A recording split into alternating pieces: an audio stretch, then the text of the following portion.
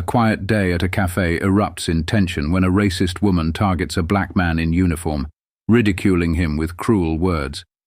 She has no idea that the man she's humiliating is a highly decorated army officer with a past that commands respect. What happens next doesn't just silence her.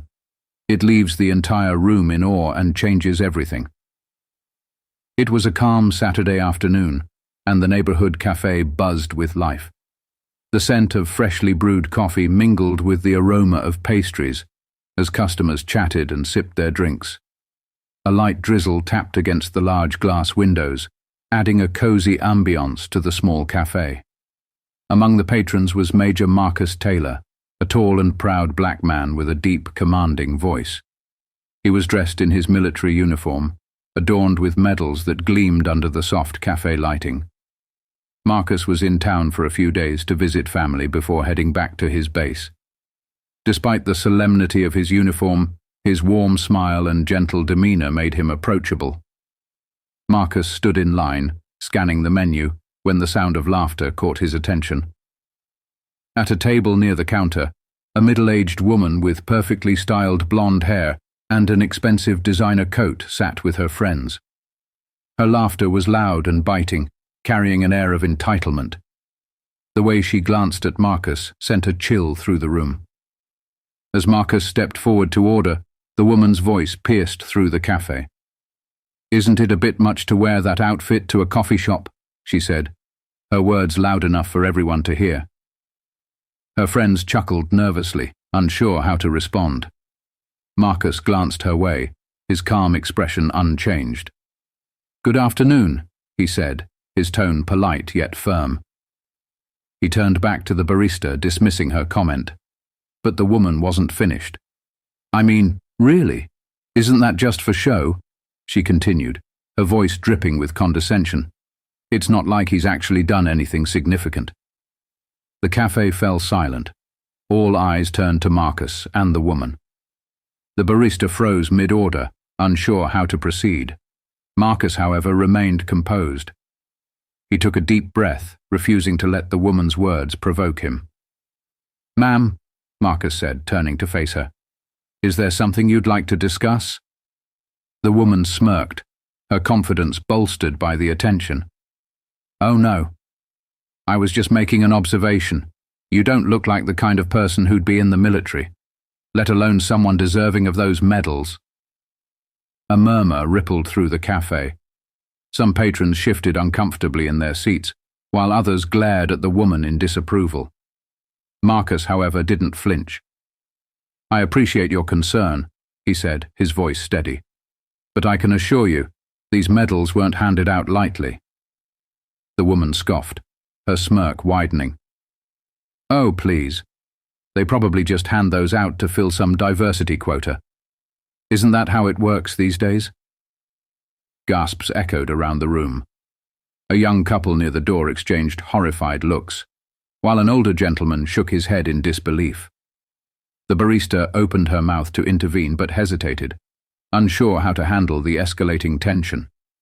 Marcus's jaw tightened, but he refused to let his emotions take over. "Respectfully, ma'am, you're mistaken," he said, his tone calm but firm. "These medals represent years of service, sacrifice, and dedication." The woman leaned back in her chair, her arms crossed. "Service, huh? I'm sure it wasn't anything impressive. Probably some desk job or paperwork. Nothing like what the real heroes do." The air in the cafe grew heavier with every word she spoke. Marcus could feel the weight of the stares around him, some filled with sympathy, others with anticipation. He knew this moment was about more than just defending himself. It was about teaching a lesson that would resonate far beyond the walls of this cafe. The silence in the cafe was deafening.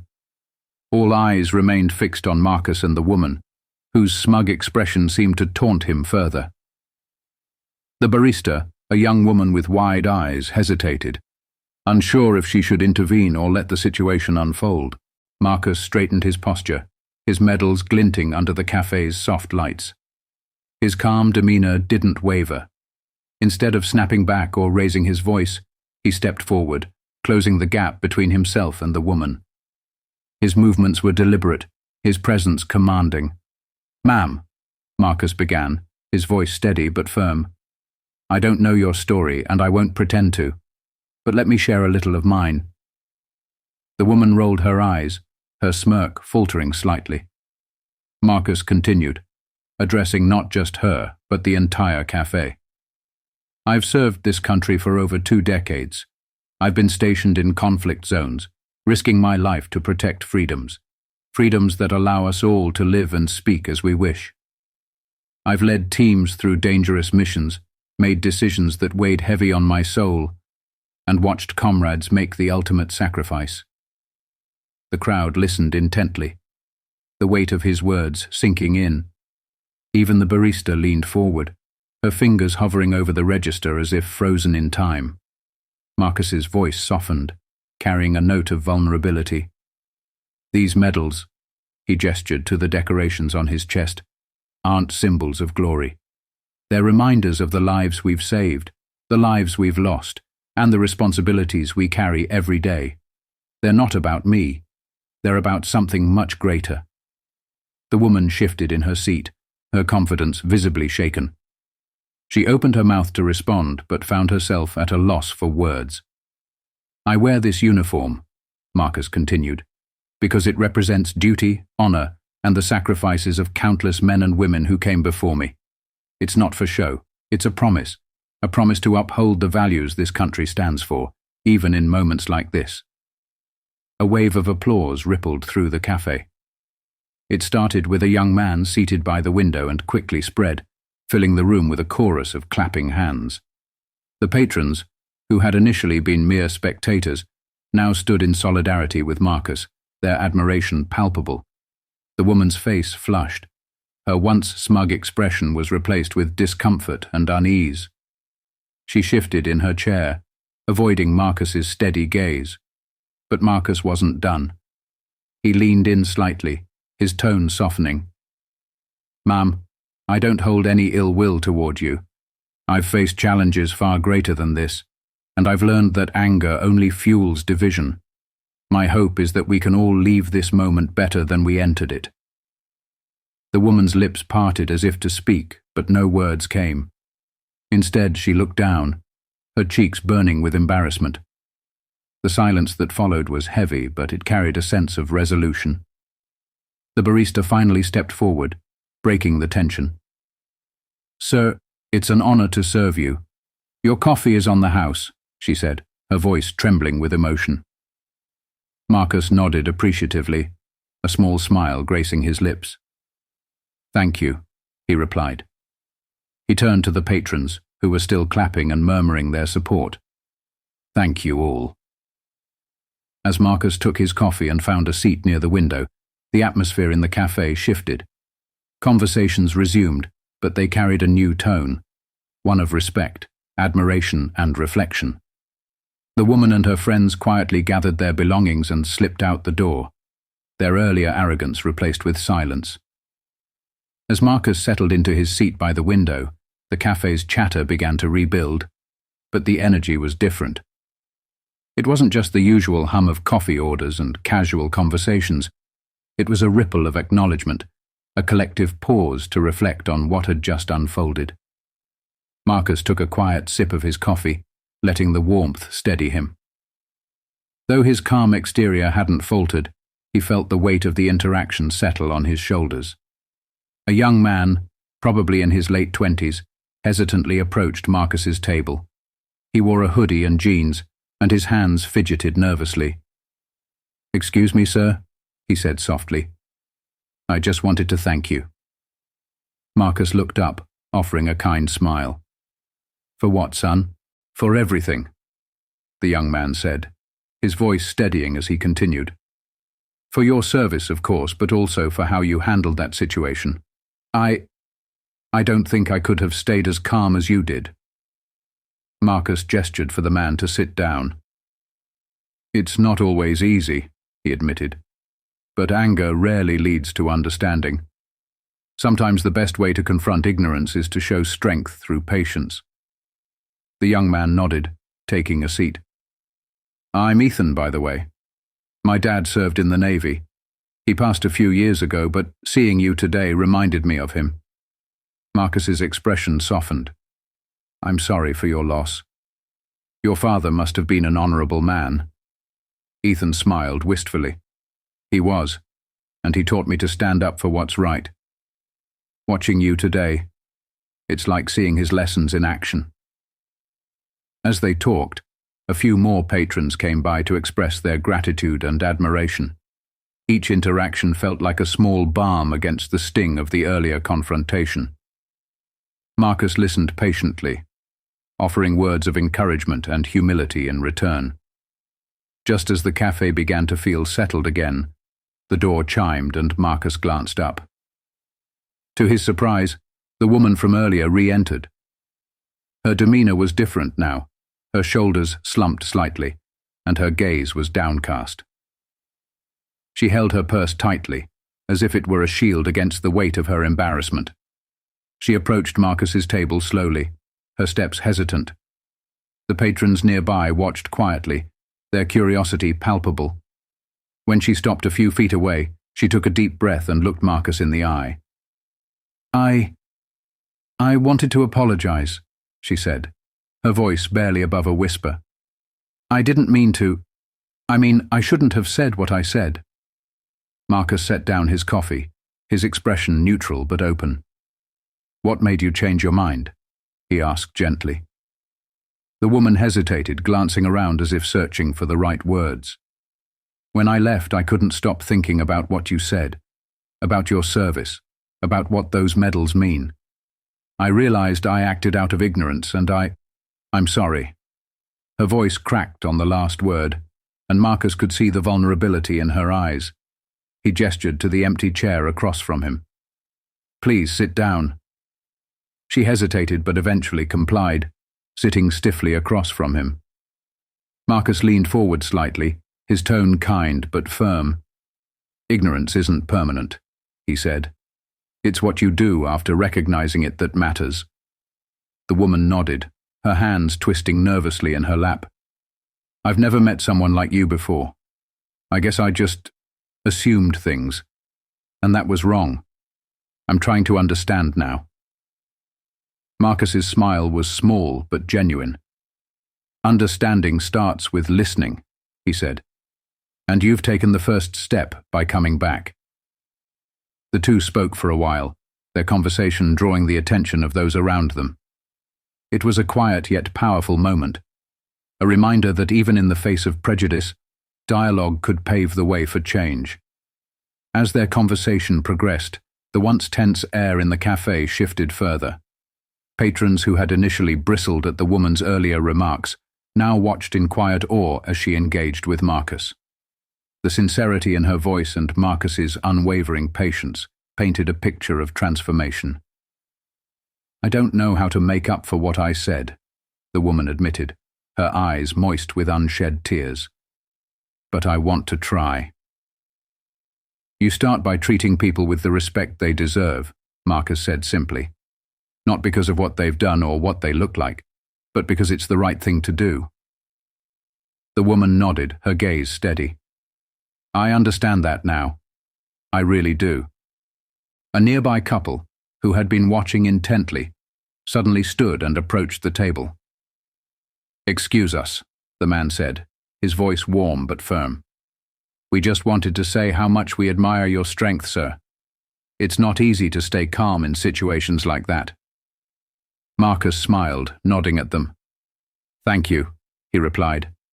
It's moments like this that remind us how important it is to keep pushing forward. The woman looked up at the couple, her face etched with gratitude.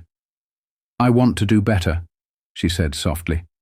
I'll make sure my actions match my words from now on. As more patrons joined the conversation, sharing their own thoughts and experiences, the cafe transformed into an unexpected space of unity.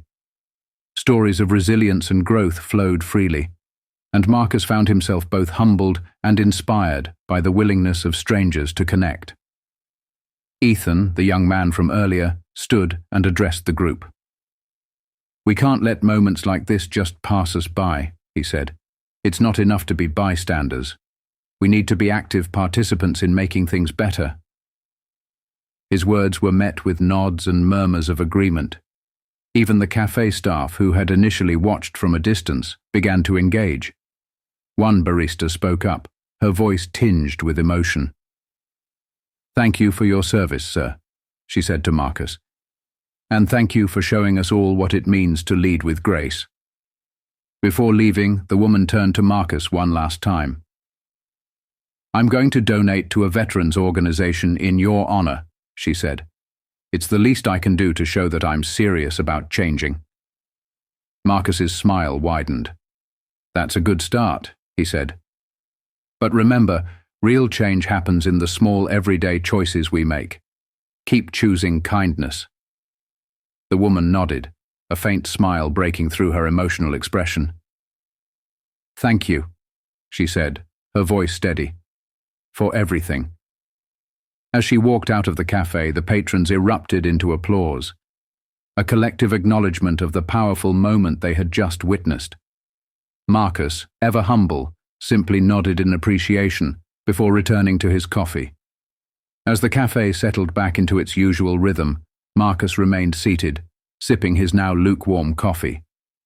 The murmur of conversations carried on, but something was undeniably different. A sense of camaraderie and understanding lingered, born from the raw and honest exchange that had just unfolded. Ethan approached Marcus once more, his eyes filled with admiration.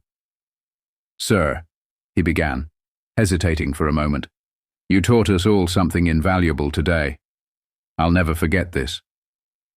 Marcus chuckled lightly. "Life's full of lessons, son. It's up to us whether we learn from them or let them pass us by." Ethan nodded, his determination clear. "I'll do my part." "Thank you." As Ethan walked away, Marcus allowed himself a moment of quiet reflection. His journey had been one of battles, both on and off the field.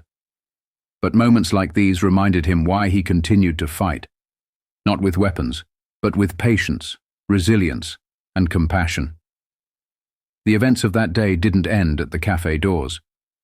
Word of the encounter spread quickly, fueled by patrons sharing the story on social media. Photos and videos of Marcus's calm demeanor and powerful words went viral, sparking conversations far beyond the small town. News outlets picked up the story, dubbing Marcus a hero of grace. He received messages of support from across the country, many expressing gratitude for his service and his ability to inspire change. The woman, too, faced her own reckoning.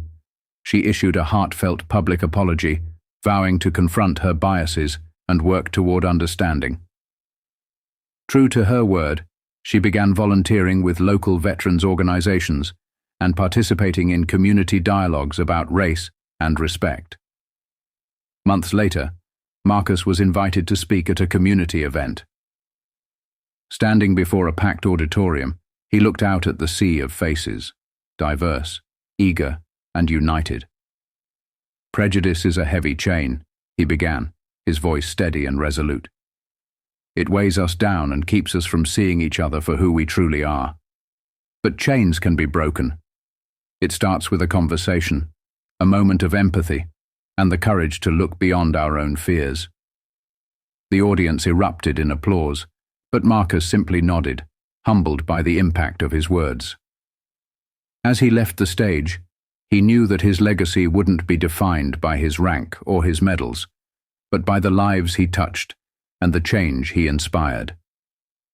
The events of that day in the cafe served as a powerful reminder that even the smallest moments can lead to profound change.